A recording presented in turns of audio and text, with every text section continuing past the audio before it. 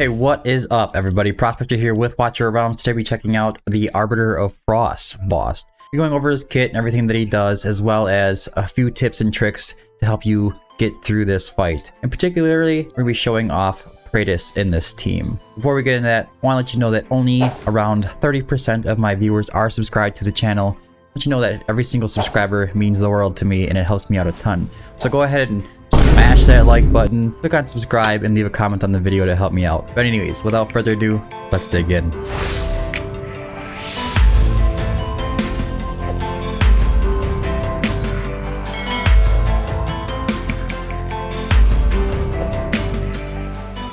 Alright, so you can see I actually managed my first SSS this time around. I do have 1.929 million damage, and this has a lot to do with Praetus. And that's what I'm going to be showing you how to do today. I'm going to be showing you a little bit of how to use him and how I run my team. Now just quickly going over the Arbiter of Frost's kit, we have when a hero applies a buff by casting skills, they will be frozen permanently.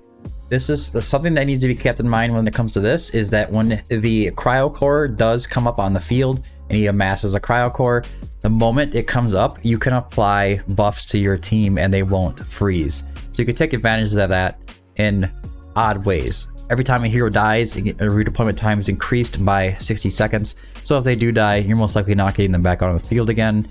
After dealing continuous damage to the Arbiter of Frost or Cryo Core, the hero restores their HP. So when you're doing continuous damage like burns, bleeds, radiant erosion, anything like that, they're going to heal themselves. And the Arbiter of Frost possesses high physical damage reduction and high magic damage reduction. He's really hard to do physical damage to unless you're doing some true damage, which is why Praetus does such a wonderful job here.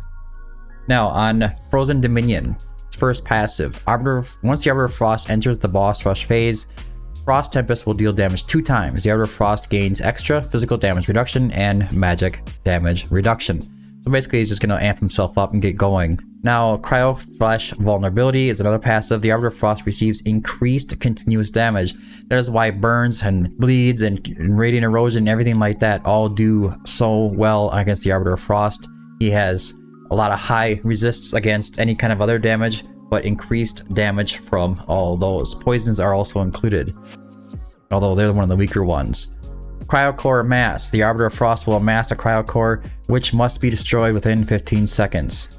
If you do not destroy the Cryo Core within 15 seconds, it will explode, dealing a ton of damage to your heroes, and it becomes very difficult to stay alive after that, because he is also going to increase his attack. However, if you do take it down, the amassing stops and the Arbiter of Frost suffers enhanced Cryo Flesh. Once the Arbiter of Frost enters the boss rush phase, hero's attack will be reduced for 15 seconds, and the boss gains an enhanced attack increase. Each Cryo Core amassed will increase its HP, physical damage reduction, and magic damage reduction. So the longer you go on in the fight, the harder it is to take down that Cryo Core. Last passive is Frost Tempest. The Arbiter of Frost periodically releases Frost Tempest, dealing damage 1 time to all enemies on the field. In the boss rush phase, Frost Tempest deals damage 2 times. It's something to keep in mind as you're going along here. Now we can go into the guide here if you want to look at this. These don't seem to be accurate at all. I don't really know what you would compare that to. They all seem to be pretty bad. But popular heroes, it's going to show you Ingrid, Zillitu, Praetus is up there as well. That's that true damage. Zillitu is amazing at this, but she needs to be paired with a good Infernal Blast Lord. As you can see, Soul Cadence is also the top tier Lord for the Infernal Blast team. Anai does a wonderful job. Eloin Nisalt is an epic that is, I want to say, he's not really required, but man, is he hard to beat. He usually does like around 100 million damage. Alistair does a decent job, but he needs an A1 to do some radiant erosion. Dolores is obviously going to be a really high priority bringing on the team, even though she applies that buff. Like I said, during the Cryo Core, you can apply Inspiration.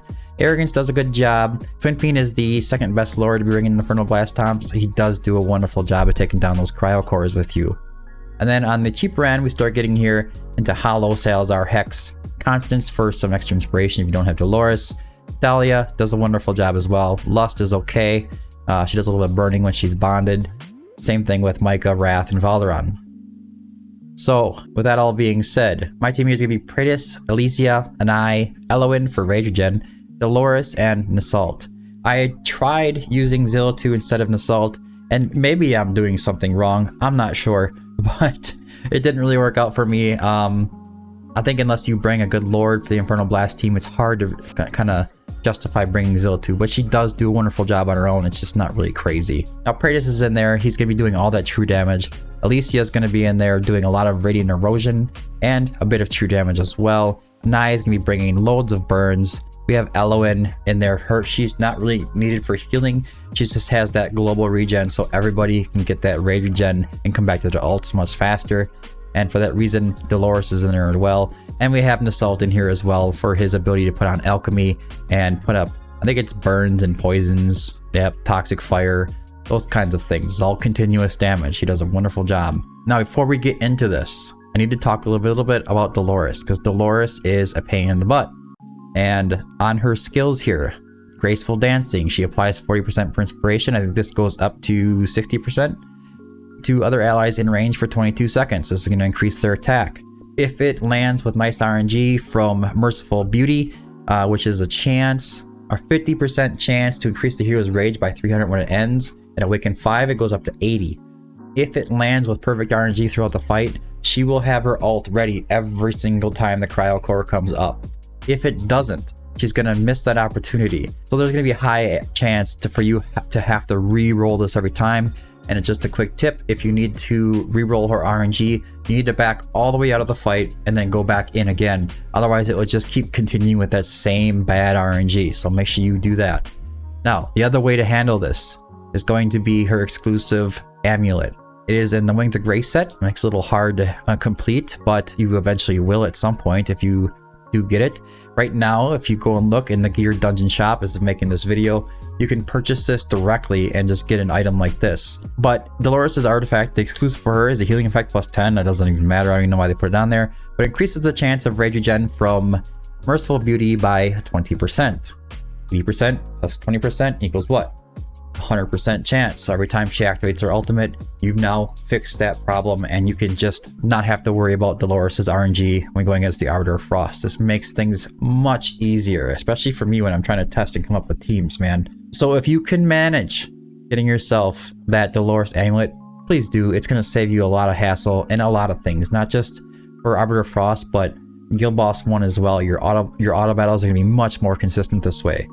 I think even if you cannot complete a Wings of Grace set, I think I'd still say to go for putting that amulet on there and just nix the invigoration if you need to. It's kind of a bummer, but it'll get rid of that RNG for you. It makes life a lot easier.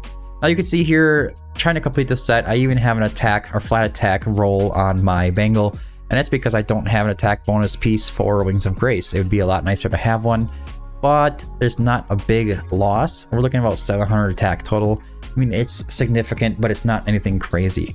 I don't want to spend too much more time on that. We're gonna go back. I think I've explained Dolores good enough. And just a quick note, we have Alicia in there, and Alicia does a fine job of this as well. She usually puts out like 100 million damage, sometimes a little bit more. And then we have Praetus going in there and doing true damage to the Cryo Core, just annihilating it.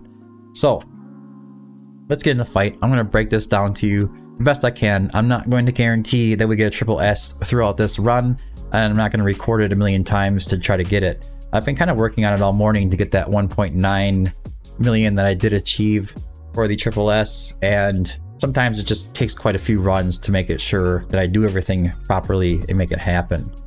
All right, so we have Dolores in the Wings of Grace set. That means that I need to apply my invigoration from Eloin to a hero before I put down Dolores and apply Wings of Grace. Wings of Grace is going to automatically go to Praetus because that applies to the hero with the highest attack. If you apply an invigoration buff to Praetus with Eloin, the Wings of Grace buff is going to override that on Praetus, and then you lose out on an invigoration. So we need to decide which hero is going to get that invigoration, and it's going to be, for me, Alicia. I'm going to put down Alicia right here, then we're going to put Eloin right here within range, get that invigoration up.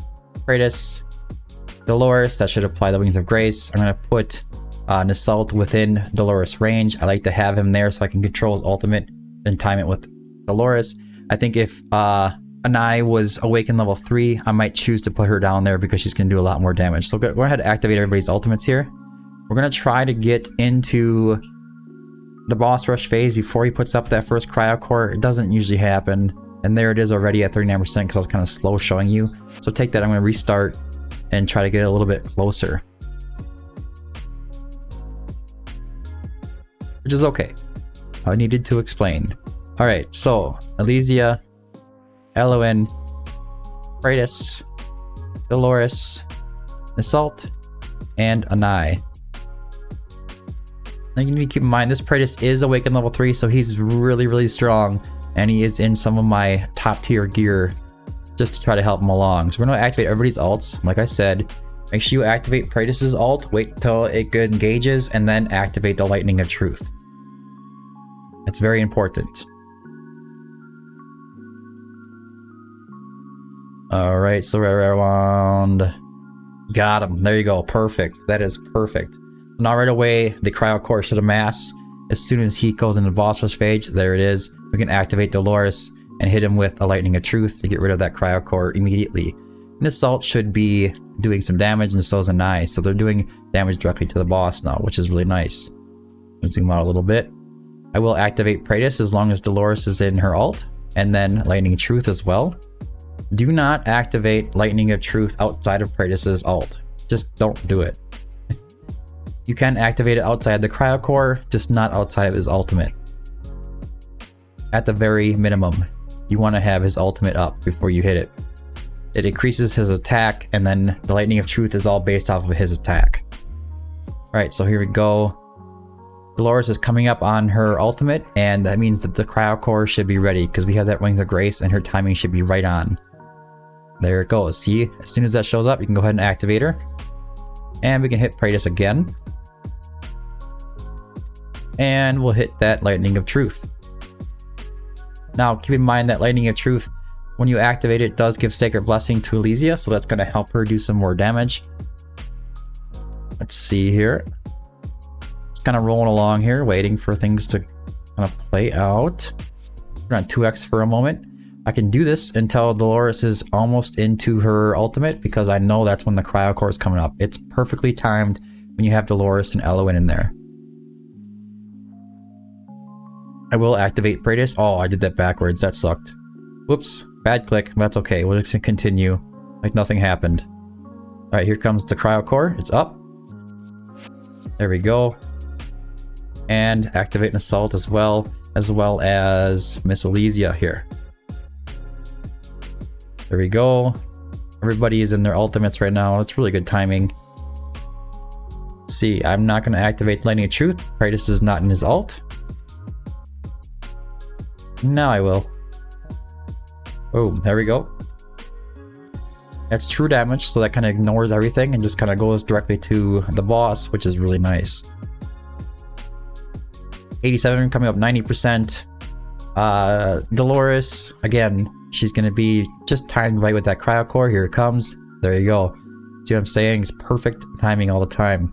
Now, I did just activate Lightning of Truth with Dolores' ultimate going. That's another scenario where you can activate Lightning of Truth, and that will give Sacred Blessing to Elysia because she is in her ultimate right now.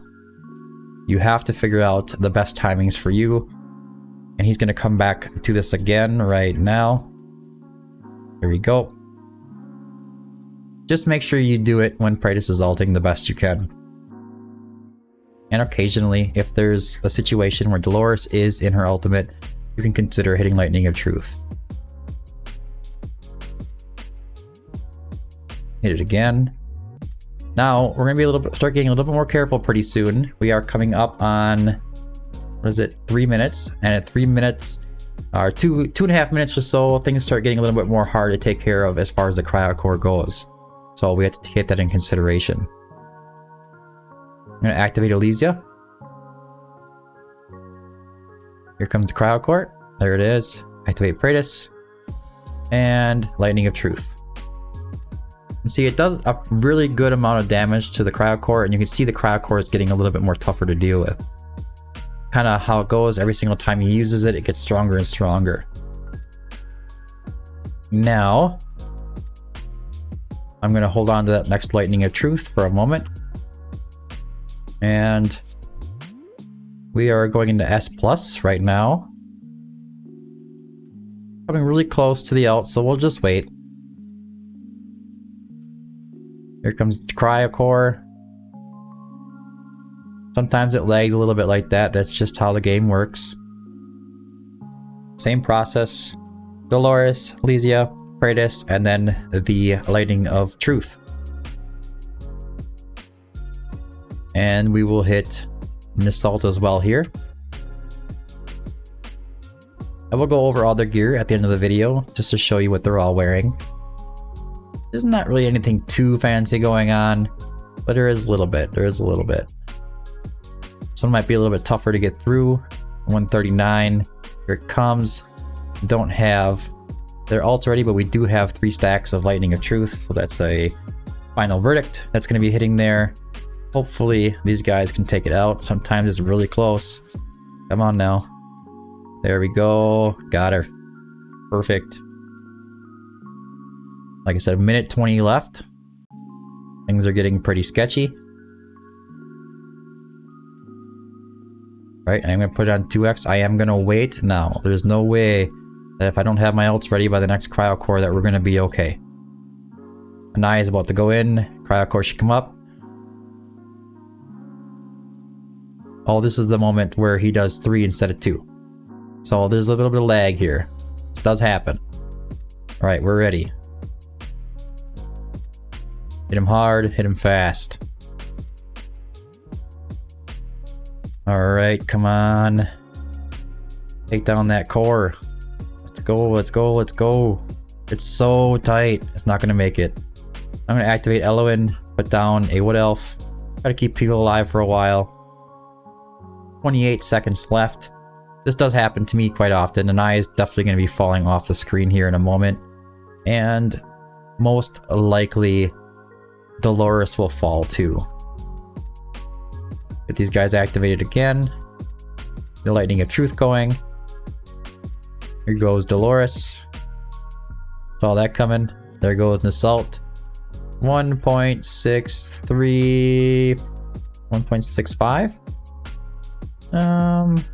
1.648. So, like I said, it is a horse apiece. It's really difficult to get these guys doing things properly. The timing can be rough. It can be really rough. I'm not really sure what went wrong with that one. It's either you make it through that Cryocore or you don't. If you make it through, you're going to be doing another 200,000, 300,000 damage. And after that last Cryocore there, he doesn't continue to do another Cryocore until like the last 5 seconds or so. Anyways, stats. 117 coming out of Praetus, 90 coming out of Anai, 86 coming out of an Assault, 72 coming out of Elysia.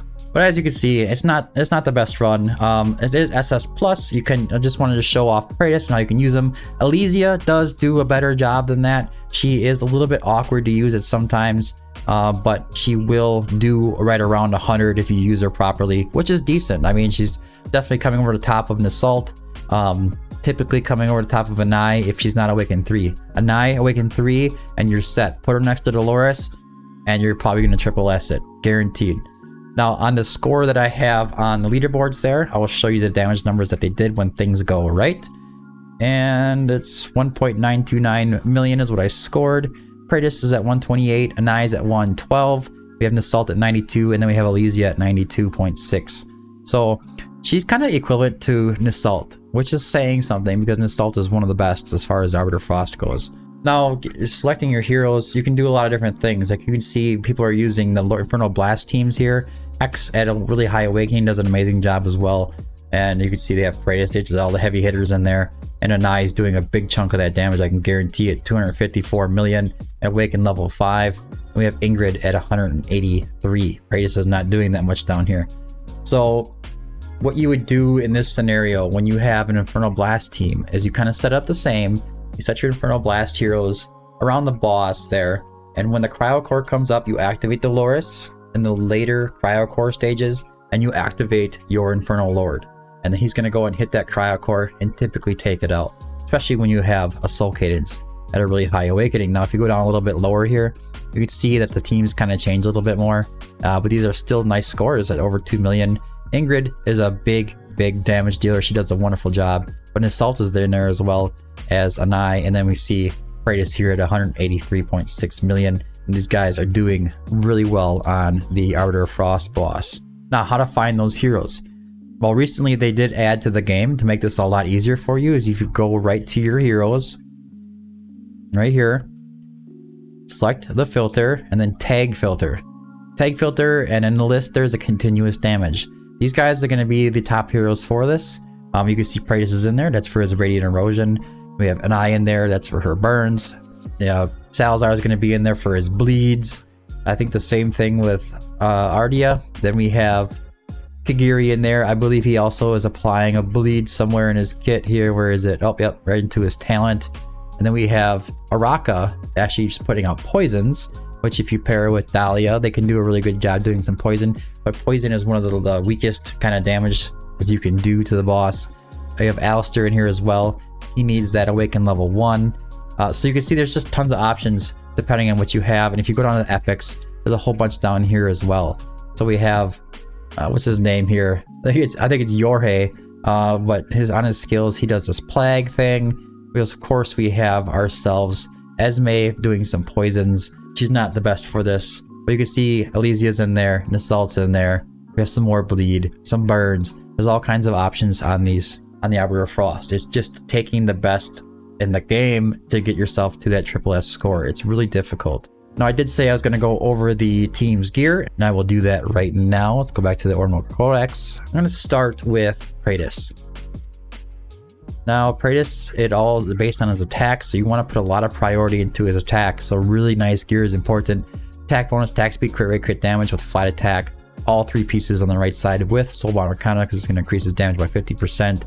Then always Warlord on the left side. If you don't have Warlord, go with Calamity. If you don't have Soulbound Arcana, go with Night Terror. But you still want to focus a lot on that attack percentage no matter what you do. A crit rate, crit damage, attack bonus. Crit rate, crit damage, attack bonus. You can get flat attack here as well in the breastplate. And then we're going to go with a Tear of Twilight, of course, to increase the attack even further. Now, Elysia. Elysia is going to be the same scenario as Praetus. Attack percentage 3 times on the right side. Attack speed, crit rate, crit damage. Rage regen if you can get it. That's always going to be helpful. And then also Warlord on the left side with crit rate, crit damage, attack bonus, and flat attack. Then on her artifact, it's best to go with a Realm Tear. I've always come up with the best results from a Realm Tear. An Eye. Same scenario. It could be argued that you want to build a lot of Rage regen on an Eye. I'm not sure if putting her into a Nightmare Cicera would help much because it is based off of her magic damage. And the continuous damage would amp up with the more attack she has, so it's hard to say that would be helpful, but it might. But same scenario, attack bonus, attack bonus, attack bonus, attack speed, crit rate, crit damage. Same thing on the left side with Warlord. Eloin can be in any good old invigoration set. She's not really there for much healing. She's just there helping provide that global rage regen to the whole team. Dolores, I've kind of already showed you her kit, but you want to focus on attack percentage and flat attack as a secondary substat. A little bit of rage regen might be nice. Wings of Grace, priority. If it's not Wings of Grace, go with invigoration. On the left side, Calamity or Warlord, whichever one's going to equal out to having the most attack. That's all you want to worry about. It's really high attack, really high flat attack. And the weapon, just really high flat attack. And on the artifact, you want to go with a Golden Scarab. Now, Nisalt. Nisalt, the little lizard man. Same scenario. You want to go for some extra rage regen if you can get it. A good 40% is probably decent enough, depending on their Pantheon level. If you don't have a higher enough Pantheon, then you might want to shoot for 60%, but you still don't want to focus off of attack percentage too much. But yeah, attack bonus, crit rate, crit damage. I even got rage regen in here instead of attack speed because I was trying to get rage. Then attack bonus, attack speed, crit rate, crit damage. Attack speed, crit rate, crit damage. And rage regen. On the left side, we want Warlord. Same scenario. Attack bonus, crit rate, crit damage. Artifact. Nightmare Samsara. This is going to help him come back to his ultimate much faster. I believe it's a better option than going with another Tear of Twilight, but I'm not absolutely certain. You'll have to test it out for yourself. Let me know what we come up with in the comments section. Is Tear of Twilight better than the Nightmare Samsara for an assault? Well, alright guys, that's my end of the showcase for my Arbiter of Frost run. I'm sorry I couldn't get that SSS for you on video, but I did manage to do it with that exact team, with that exact gear. has a little bit to do with the timings of everybody's ultimates and possibly a little bit of RNG in there as well. Maybe you can give me some tips on how to get this done more consistently or even amp up my damage a little bit. I'm happy to hear them. Just leave them down in the comments and I will respond as soon as I can. But anyways, guys, I hope you found this video helpful. If you did, don't forget to like and subscribe. Remember to join the Discord for hero guides, stage guides, takeovers, price guides, everything in there. It's a free resource. All you have to do is join, and there's a good community in there as well. Happy to answer any questions that you might have, or just if you want to share any of your recent success within the game. But anyways, thanks for tuning in. Until next time, keep digging.